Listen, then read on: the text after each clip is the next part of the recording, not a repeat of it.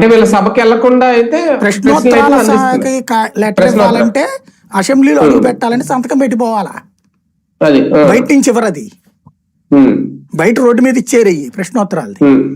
సభ లోపల సెక్రటేరియట్ లోకి వెళ్ళాలంటే మనం వెళ్ళాలంటే మనకు పాస్ ఉండాలి. మనం ల్యాబీల్లో వరకు వెళ్ళవడు. ఆ ల్యాబీలు దాటినటువంటి ప్లేస్ లో ఇది తీసుకుంటారు. అక్కడ బాక్స్ ఉంటుంది, దాంట్లో వేయాలి ప్రశ్నోత్తరాలు.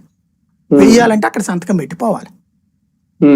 లేదా అక్కడ కాకుండా వాకెట్లో ఏ ప్రెస్ దగ్గర పడేయండి ఆ కాగితం, సంతకం పెట్టక్కర్లేదు ప్రశ్నోత్తరాలు దానికైతే అంటే అయిపోయా.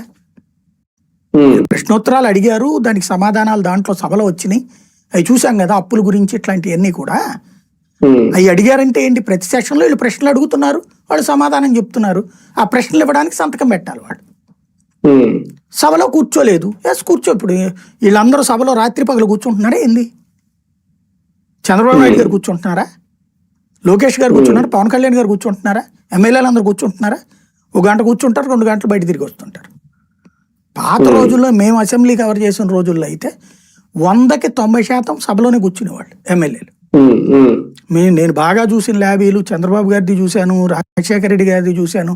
అప్పుడు అసెంబ్లీ ల్యాబీలు హైదరాబాద్లో ఉన్నటువంటి సందర్భంలో. ఇక్కడికి వచ్చాక నేను అడుగు పెట్టలేదు.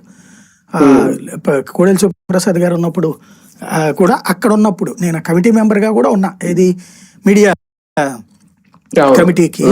నాదెళ్ల మనోహర్ ఉన్నప్పుడు నేను కమిటీ మెంబర్గా ఉన్నాను. ఇక్కడ కోడెల శివప్రసాద్ గారు ఉన్నప్పుడు కూడా ఉన్నాను. అప్పుడు నాదెళ్ల మనోహర్ గారు ఉన్నప్పుడేమో అన్ని ఛానల్